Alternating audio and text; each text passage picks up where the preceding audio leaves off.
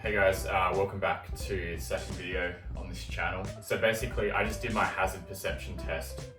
So in Western Australia, in terms of obtaining your motorcycle license, you have to do a hazard perception test before you're allowed to sit the practical driving test.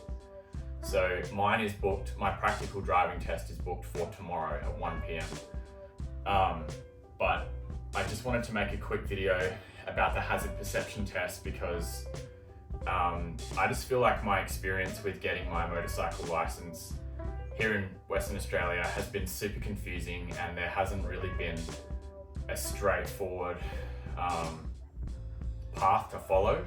I spent a lot of time on the web looking at the process, and then I am part of a couple of Facebook groups who are specifically there to help learners, and they've been great, but it kind of has felt like everyone's answers have been a little bit different, or someone has had a different experience to another person. So for example, someone was saying the other day that they did their practical driving test first and then did their hazard perception test. And then there was this argument blowing up on Facebook about that, and I was just sitting on the sidelines because I asked a question to try and get a bit of clarity on what the heck the process was. My experience so far has been, I went to the licensing centre and to obtain my learner's permit, and I had to pay a fee, and then I sat at a computer and I had to answer a bunch of basic road safe questions. Is it safe to do this? When would you do this, etc. There was no video tests. There was no that I can remember.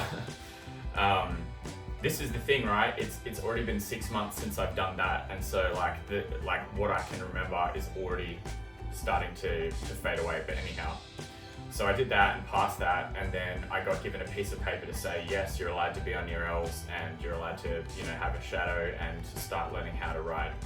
Given the fact that I'd already had my C-class driver's license for a fairly long time, it was just, there's your L's, off you go, and in 6 months you can sit your test. And then when I was in the licensing centre, when I was getting my L's, I was starting to get a migraine. And so I remember the lady saying, did you want to pay for such and such up front? And I was just like, yeah, just charge me whatever.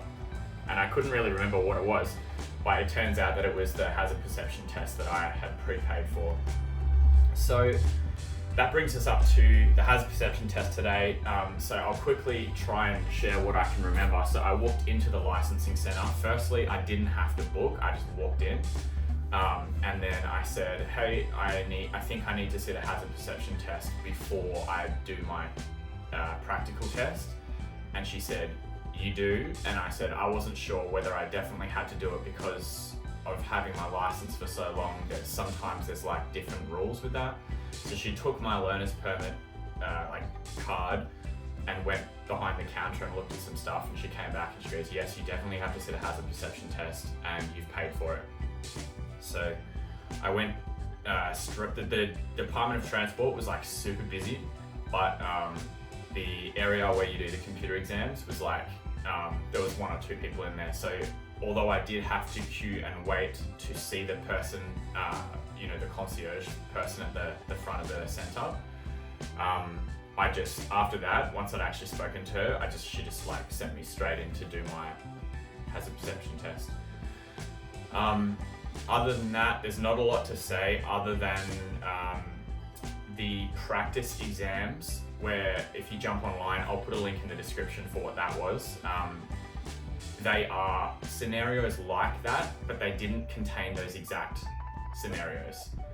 So some people had said these are literally in the test, and then my experience was that they were not in my test. The hazard perception test was 25 questions long.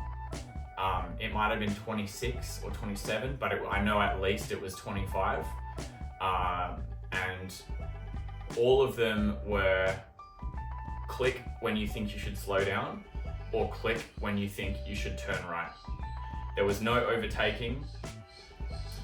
There was no, it was either like when you think it's safe to turn right or when you think it's safe to move forward or slow down. So there was no, I remember like somewhere I saw one which was like a cyclist and you had to choose when to go around and overtake. I didn't have anything like that in my hazard perception test. The whole thing took me probably 20 minutes to complete it, 20 to 30 minutes. So if you're on a time crunch, like try and go in at a time when you've got plenty of time. And also the Department of Transport won't let you sit the hazard perception test after 3:45 p.m. So just make sure you get in there and do it before that. So yeah, that's it for now. I just wanted to try and like just mind dump and offload everything that I could think of regarding what happened today while it's still fresh, because I just feel like in a day or two it's just gonna, like, I just won't remember any of it and it'd be completely useless information and not helpful to anyone at all. So I hope something in there helps someone, or like at least gives a little bit of clarity. The story for me right now is that tomorrow at 1 p.m. At a licensing centre in Perth in Western Australia, I'm going to be sitting my practical driving test.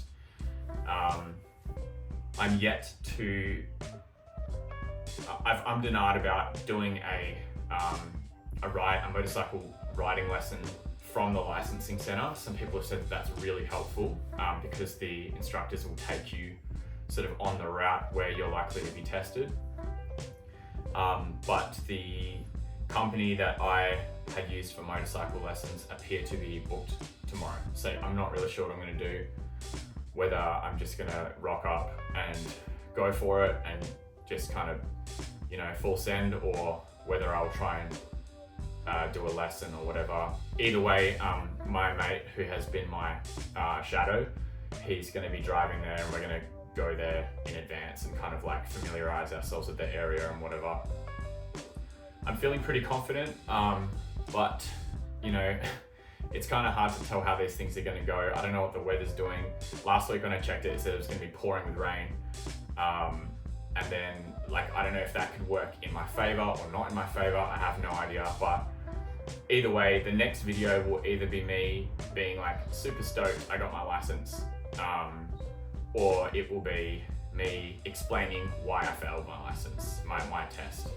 So that's it for now. I hope you guys have a good one, and yeah, thanks for watching. If you have any questions or comments or like literally any information which will help me, chuck it in the comments below. You've already been doing that, so I'm super stoked and appreciative of that. And yeah, I will literally see you probably not quite this time tomorrow, but I'll post a video tomorrow to let you know how it went. Cheers.